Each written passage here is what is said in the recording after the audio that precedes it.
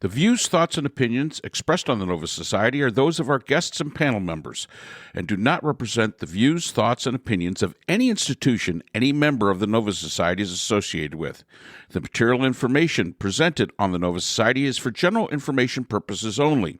Reproduction or dissemination for the purpose other than education is prohibited without express written consent of the Nova Society. We'd like to welcome everyone back to the Nova Society. Today we'll be talking about the recent events between Israel and Iran, the recent attack of Iran upon Israel, and the retaliation by Israel that followed a few days later. We'll also be talking about the protest movements that are happening in college campuses across the United States. Is being pro-Palestinian actually being pro-Hamas?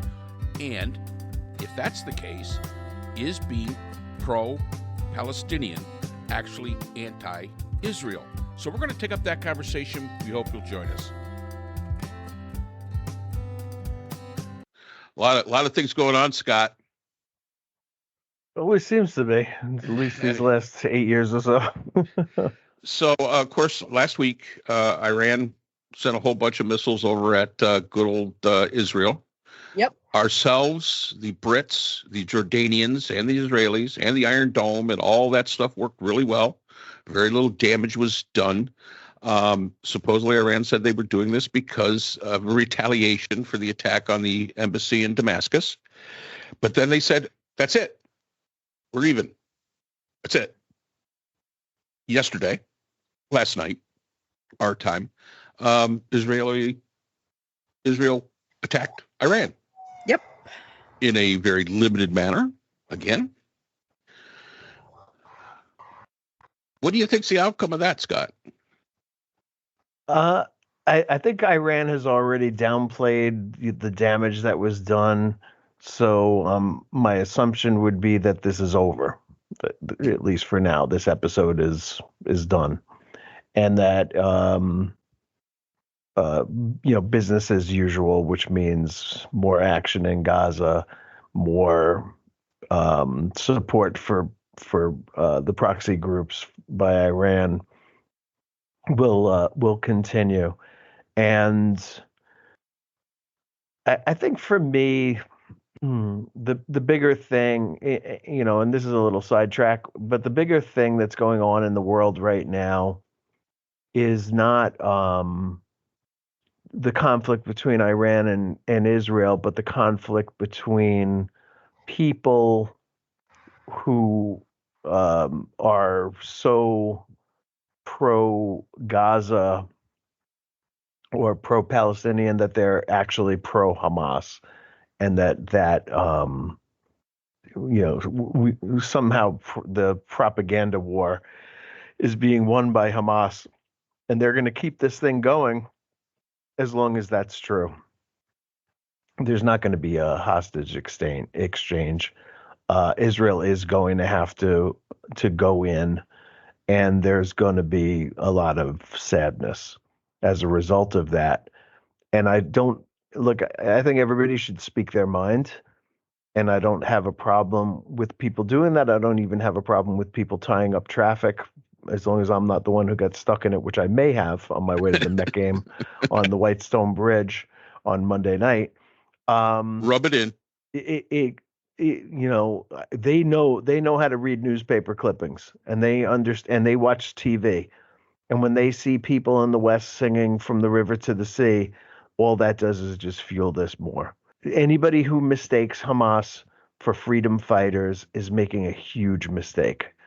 Their goal is not a two-state solution or peace or anything like that. Their goal is to wipe out the Israelis altogether, and then they'll go to work on people who are not sufficiently Muslim for them too, and Christians and everybody else. So people are making a big mistake. My one take from this is that there doesn't seem to be any plan. Where does this go? I mean, all this firing back and forth, it seems, it's military action for the purpose of exactly what? What is the long-term expectation of any of this stuff? Israel has proved itself to be a very capable military. as far as being able to plan and conduct these exercises. They're very bad at looking at what the long-term goals are going to be. And as far as, what is the expectation of what you gain out of this? Usually military action has some sort of gain. And you wonder what is exactly all it is just going to keep propagating itself. Yeah, well, I mean, the statement is from Israel, as I understand it, is, well, you hit us, we hit you back. Okay. So now they've hit back. And as you say, Iran has downplayed it, and they've apparently their news is saying, nothing really happened, nothing of value was hit, and this and that, and so everybody's saving face, and that's apparently the end of it, which is certainly better than having a large escalation in missiles flying back and forth. But yeah, as you say, there's no end to, well, you hit us, we hit back. Okay. I think this is simply going to drag on and drag on and drag on.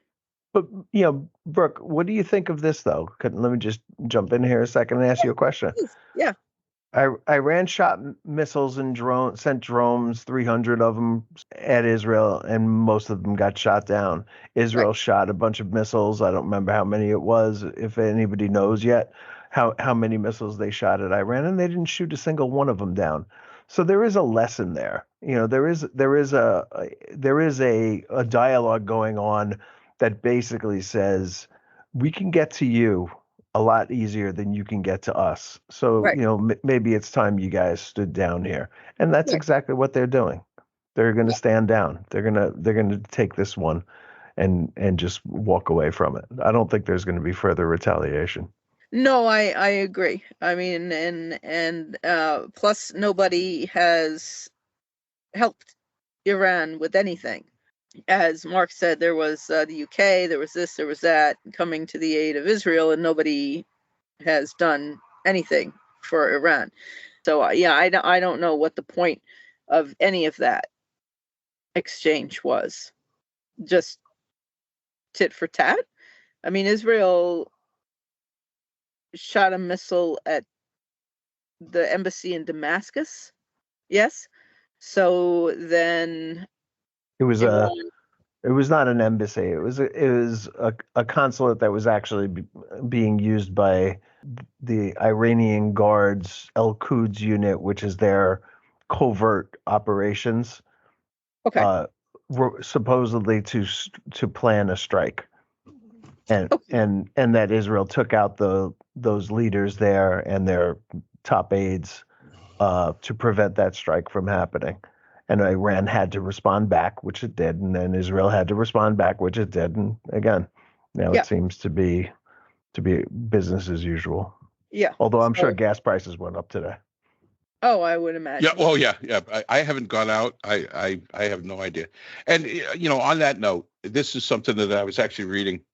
Students at more universities announced solidarity rallies after 108 pro-Palestinian activists are arrested in Colombia. And some of these universities, I didn't know these things existed. University of North Carolina, Students for Justice in Palestine. The Boston University, Students for Justice in Palestine. Ohio State has a chapter of that now. Harvard. The Ohio State. Go Buckeyes. That's right. Got to say the Ohio State as opposed to the other Ohio State. Yeah. Harvard has one of these kind of groups. And, we were just answering an email from a high school student in the previous episode. And we said, you've got to be able to get out there and do the things that you think you have to do. Now, I know that there's a lot of people that may disagree with these groups. I get it. I truly do. But, I mean, they're really, in many ways, this is basically exercising exactly what we were promoting in the last episode was you just get out there and, do your protest thing. I noticed Scott made mention of he's going to the Mets game on Monday. I'm sure that was just to be a dig at me because he knows I won't be going to the Mets game on Monday. Oh, I went. It was Oh, Jackie you went? Robinson Oh, Day. Yeah, okay. and that was the day where the Palestinian protests were stopping traffic on bridges. I got stuck in traffic going onto the Whitestone Bridge for over an hour. Oh, wow. And I was just lucky that I had left so early because I was hoping to do a little tailgating when I got there, and that being stuck didn't end up being terrible for my plans. So okay. Did interrupt the tailgating a little bit, which I do know could be a little bit of a cut into my tailgate. It cut into my tailgate. I kind of hate when that happens. I hate when the Palestinians cause me to cut into my tailgating. That's exactly right. Seems like a first world problem right there. I mean, but it really, our generation has a certain feeling about the Israel conflict with Palestine. We have a certain, there's a certain general feeling about that. But again, Mark, I'm sorry, I got to bring it up again. I'm sorry, but anybody who thinks that Hamas is a peaceful group, is a peace-loving group that wants to create some kind of equitable force in Israel where there's two states living side by side is just crazy. And anybody who sings from the river to the sea is advocating for genocide because there are 7 million Jewish people living in between the river and the sea that won't be there anymore. Okay, so let me ask you this. Where are these young people getting this idea? Social media, everywhere else they're getting it. Everywhere else, everybody's getting everything. It's coming from social media. And look, I see it. My daughter is like just, all of her friends have come out as pro-Palestinian. She's called me up and said, I need you to fuel me a little bit with some objections here, because it's really tough. I'm like the only one out of 10 people who feels that Israel is doing the right thing. And I was like, it's not really a matter of Israel doing the right thing or the wrong thing. I wish it wasn't going on at all. I wish 10-7 never happened. I wish that they had, signed peace agreements in the past like they certainly could have. But the fact is that they didn't, and it's not going to end tomorrow, but there is light at the end of the tunnel. And that was what Hamas was acting toward. That's what angered Iran, was the fact that there was going to be some kind of peace deal between the Saudi Arabians and the Israelis. And it was definitely going to include a two-state solution because the Saudis wouldn't do this without it. And so every time that there's light at the end of the tunnel, somebody on some side is going to step up and commit acts of violence to derail it. And you've got to be able to fight through this thing. And as I think Joe Biden the other day said, it may not happen tomorrow now. It was awful close to coming, but it may not happen. But at least we can get back on track. And I know he spoke to the Saudis and he encouraged them to do just that. And hopefully it will, and there will be a solution to this thing. But it's not, as we know from Ireland and from Rwanda and from a whole bunch of other incidents that were long-lasting, violent, cycle of violence, violence begetting violence. You've got to get rid of the emotion first, Right. I mean, the lesson was right there. 40 years in the desert for the Israelis before they could go to the promised land was meant to get rid of the mentality that those people had. That generation had to die off, and new people with a new attitude had to go into the promised land. We've seen this time and time again. The emotions have to come out of it, and right now the emotions are high everywhere. So, and I'm going to turn to Priscilla very quickly, because one of the advices that she gave to Stephanie was be very critical in your analysis of the information that you're getting out of social media. Priscilla also said that when she speaks to her daughter, it's let's talk this out. Is that how this is that something that might transform this, Priscilla? I mean, so let's look at these college students. They're probably not going to be like Scott's daughter calling up saying, "Hey, Dad, give me ammunition here, so that I could do." Where do these students turn to? For what it's worth, in this particular situation, talking it out hasn't worked in 2,000 years. So, what are you trying to say? I think it is, talking it out would be incredibly helpful, but you have to be willing to talk it out to people who aren't going to confirm your bias. So, if you support one group, then go talk to the people who are of the other group. Sit down and hear what they have to say. I think what happens in the world of social media and the news, especially around things like this, where the emotions are so high, is it gets dehumanized. It becomes a lump thing, and people forget that there are individuals who are involved, and then they don't have anything on their spectrum to be like, oh, maybe I should actually think about this a little bit differently and how I'm framing my support once they know somebody. And sometimes that somebody is right under their nose and they just don't realize it. Mhm. They're not being loud and obvious. And some of that has to do with, depending on what group you're supporting, maybe you feel safer not speaking up. So it's like, it's quite possible a very loudly opinionated person can say something that's harmful and no one's holding them to task because they're too afraid, right? So it's like, if for talking to work, it has to happen, I think, at the community level, the grassroots level, and that whole proverbial, like, go shake hands and, be brothers and sisters kind of, Mr. Rogers perspective of the neighborhood. But I think at the leadership level, at the government level,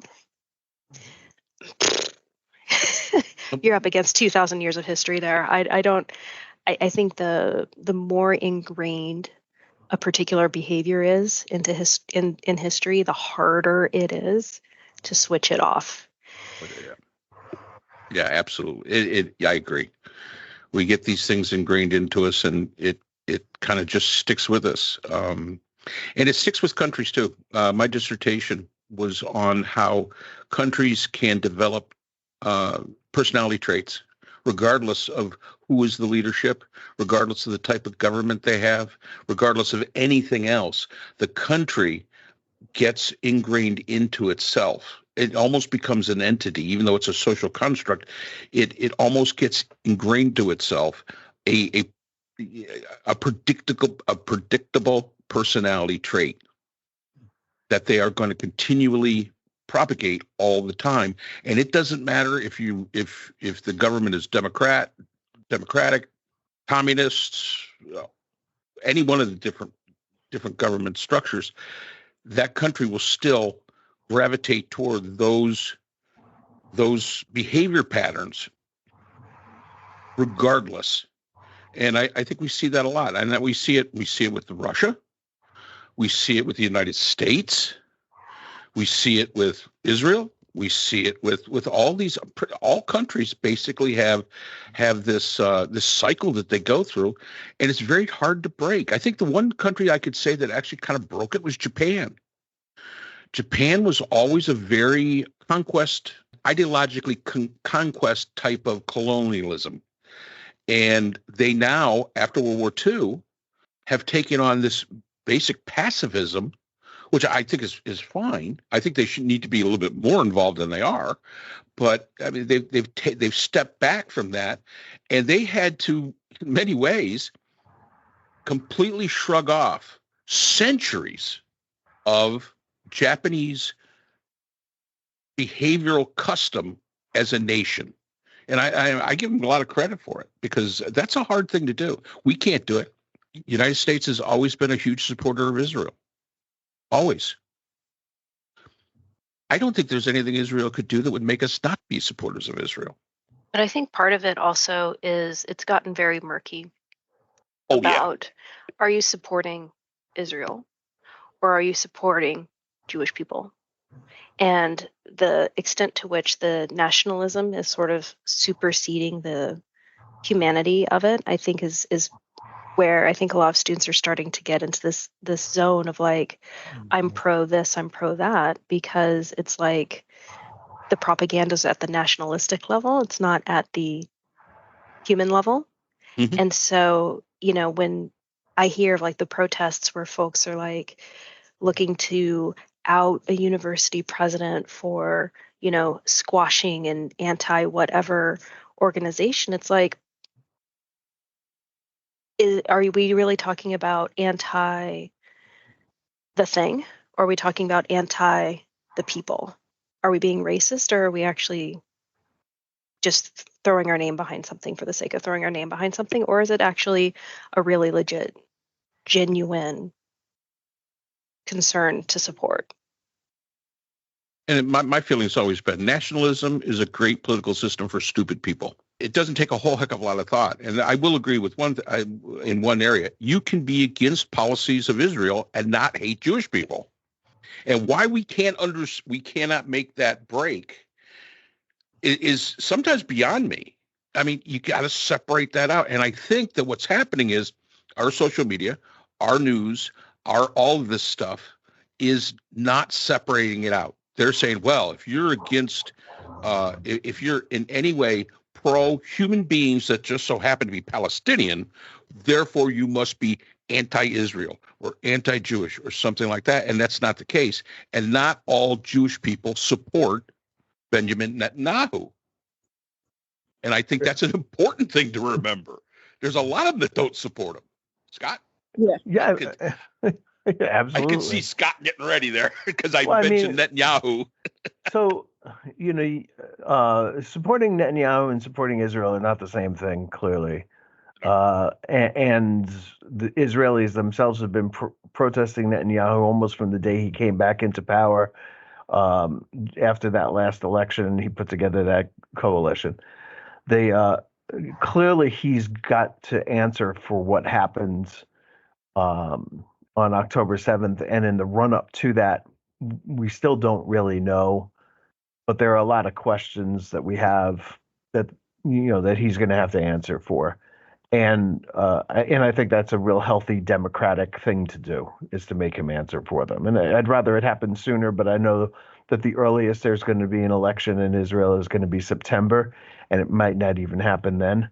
But it should, and and he should be voted out, and he should be subject to an investigation and possibly put on trial, along with the other trials that he's going to have.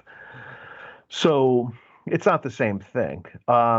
It is, I think Van Jones was on CNN, it might have been yesterday, and he said there are 15 million Jews in the world. There are millions and millions, there are billions of Muslims, there are billions of other people. 15 million Jews, half of them in Israel and half here in the States, or spread around a little bit.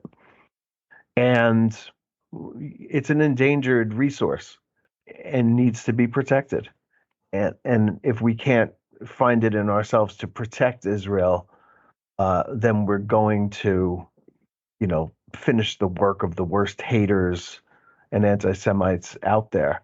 So sometimes we do have to go a little bit further maybe than we want to protect this. But again, it's such a small minority, such a tiny minority. And it really is just, it really would be a terrible shame. And as I mentioned in previous podcasts, I can remember the Yom Kippur War, my father saying, I don't know if they're going to make it through this one. It has not been a lock. They have not been the most powerful player in the region for very long. And kids don't understand that. Young people don't understand that. They see Israel as the Goliath and not the David. I grew up with them being the David and very much not the Goliath. And I hate to think what's going to have to happen for them to regain their David status. I don't think they'll survive it. So I urge everybody to be measured in your disgust or hatred of Israel, because if you've never been there, it's a miracle. Go there. It's something else. It really is. And it's worth keeping it alive. But at the same time, the Palestinians are in dire, they shouldn't be just allowed to be decimated and murdered. And no, I agree. There's children, and it's just the whole situation is. Hamas has got to go, but of course you have to find them, which you can't do.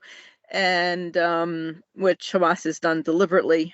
And I recognize, I mean, they're using their own people, which is why they have to go. And I mean, we just go around and around. I mean, a person can be pro-Palestine people, and because they're human beings, and they don't deserve to be murdered any more than and starved to death and live and squalor any more than anybody else does, and be anti-Hamas and anti-authoritarian and anti-cruelty without being anti-Jewish people. I mean, as Mark said, I mean, people, I don't understand why certain things can't be separated from one. Because we don't want to. A lot of people just don't want to. It's not that difficult mentally to, maybe people just don't have any kind of tolerance for ambiguity. No, it's zero-sum thinking. Plain and simple. It's zero-sum thinking. You know, you're either all for or all against. But it is that zero-sum. You're either 100%. Same thing with just what we're doing today. You know, here. If you don't agree with me 100%, you obviously are totally in the wrong. Or totally against. And it's like, no, that's not the way it works. Just not the way life works. All right. So that's all the time we have for today's episode. The Nova Society is a production of the Phoenix Research Institute. We'd like to thank our sponsor for this week's episode, the Phoenix Research Group, an independent research consortium offering social issue solutions to NGOs and international government agencies through multidisciplinary, nonpartisan, and unbiased research. We'd also like to thank our podcast partners, Buzzsprout, who hosts the Nova Society, Audacity, our editing partners, Podkite, who does all our analytics, iHeartRadio, where people get their music and podcasts, Apple iTunes, the largest source of music and podcasts on the internet, Spotify, the most popular source for the Nova Society. The Nova Society is available on all these and other quality platforms mentioned in our description. We'd like to thank our listeners. Without you, the Nova Society would not be possible. If you have a comment, a question, or would like to be a guest on the Nova Society, we can be reached at nova.society.podcast@gmail.com. Always remember, the power of society is knowledge.